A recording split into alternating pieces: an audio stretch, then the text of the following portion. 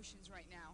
Well, I'm very happy. I'm very proud of him. I haven't seen him for 13 years, and I never really prepared myself for this day because I really never expected it to happen.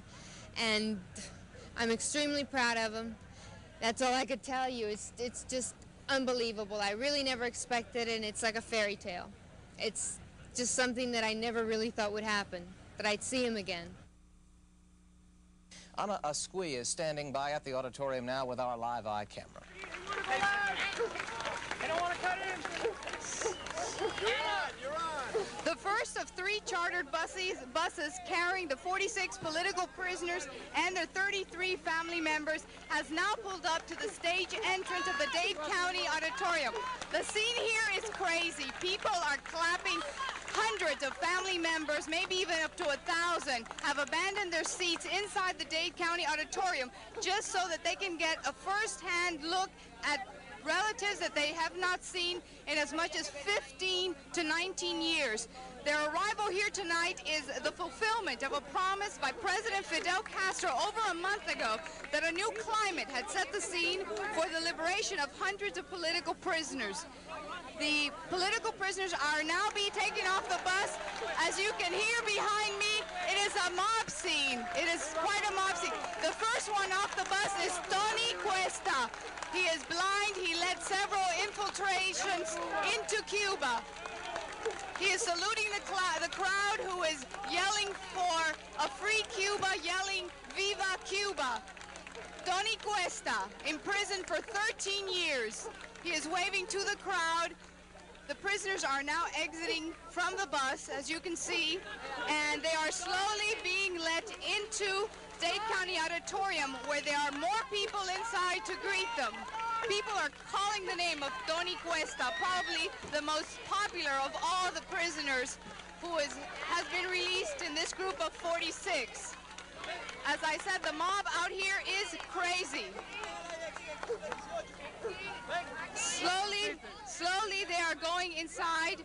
Here we have Enrique Fernandez, his wife, Celia Fernandez, whom we interviewed recently, is trying to climb over a barricade by police cars. Metro Miami police have barricaded the area to keep the crowds from getting to the freed prisoners. They are crying, there are tears, people are yelling.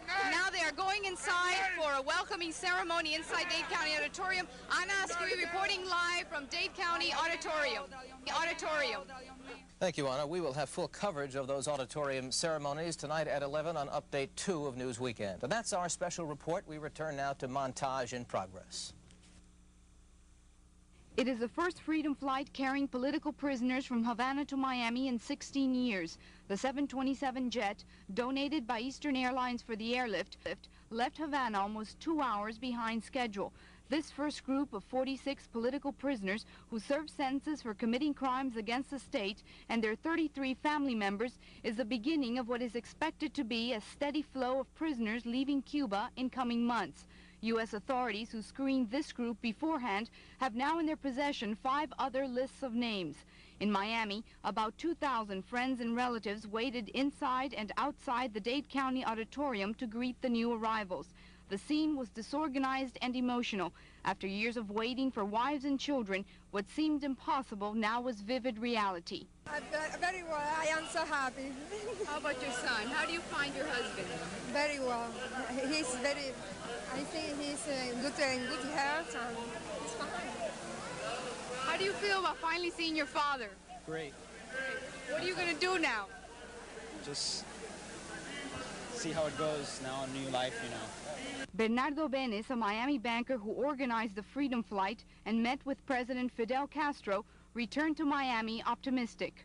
The essence is that I'm convinced that this is a program that they are serious about and that thousands of political prisoners are coming out and thousands of Cuban families are going to be reunited. Did Castro in fact tell you that? Yeah, definitely. He said that. For the family of Enrique Fernandez, imprisoned for 15 years, this special night had double significance. I don't know, just super happy. How does your father look? Oh, terrific. How do you ring? He said ring. It's impossible to believe that. My God. Celia, how about you? Oh, like I said before, this is the best present I can get on my 18th birthday. For the Fernandez family, today is a dream come true. Reunions like this one will become commonplace in the very near future for very many other families. Ana Ascui, Channel 4 News, Dade County Auditorium. Behind me is Combinado del Este, one of Cuba's largest political prisons. But for many of the prisoners here, their hope for freedom has been renewed. In this facility on the outskirts of Havana, there are 1,000 political prisoners, 1/3 of all such prisoners in Cuba. This is considered to be a model jail, and conditions are relatively good. Many of these men have consistently spoken out against the Cuban government, even though some of them have been in jail since 1959. Recently, some have written letters to President Fidel Castro and to the Miami Exiled Community, asking its members to support the dialogue between them and the Cuban government, even though they say they oppose the government here. Today, they met with Miami banker Fernando Pruna, an American newsman. This was the first time a prison here has been open to any media, let alone a Cuban exile, even though we were not allowed inside the prison cell. Pruna said every effort is being made to free them. The prisoners, except for the old ones, are remarkably well fit. They say that in the past this was not the case. Some strongly deny they have been brainwashed, while maintaining that in the last year, the Castro government has treated them better and has indicated it wants to solve the political prisoner problem once and for all. The prisoners also feel they are winning their long ideological battle. The freedom of the political prisoner is a fundamental aspect which cannot be overlooked at this moment. I think that other considerations should be left to second positions. What do you think the Castro government has decided suddenly to go into this dialogue and to be in the willingness to release a number of political prisoners? Well, first of all, I think that you would have to ask Castro what his reasons for getting involved in this are. But I am not personally interested in his objective. I am only interested in our objective, and our objective is the liberty, the total liberty of all political prisoners and the reunification of the family. When you are set free, do you feel you will have won? Of course. There's no doubt that to obtain our freedom is to have won our battle. The battle of all those who have maintained this position during so many years. And one of our main interests precisely is the liberty of those who do not understand our position being in prison. It seems certain that after today's release of political prisoners, more like these men will follow. To emphasize the importance of that, the Miami delegation led by Fernando Pruna met with Castro this afternoon to ask him to consider strongly the release of those in jail for their beliefs and to let them and their families leave Cuba. Castro gave no firm answer, but it seems clear that more prisoners will be released. The only question is when. Gustavo Godoy, Channel 4 News, Havana, Cuba.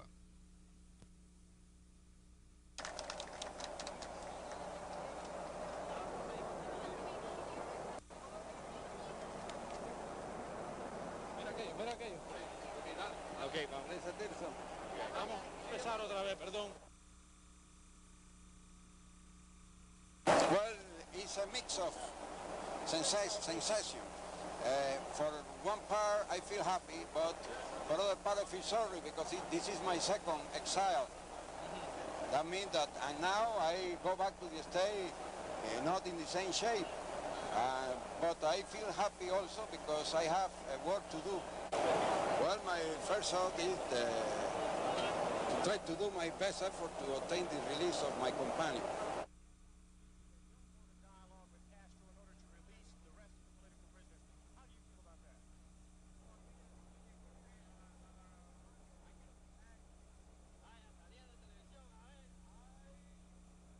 The facts principle are to try to liberate most of the political prisoners left behind, our companions, and join them with their family in the U.S. That's our basic work, and I really think it's our duty and our obligation, a human obligation we have with them that are left behind.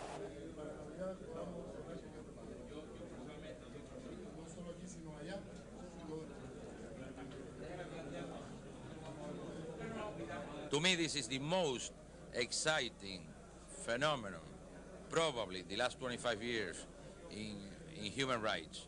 And I feel flabbergasted, and I don't know if your cameraman is being able to take me because I am 50 feet tall today.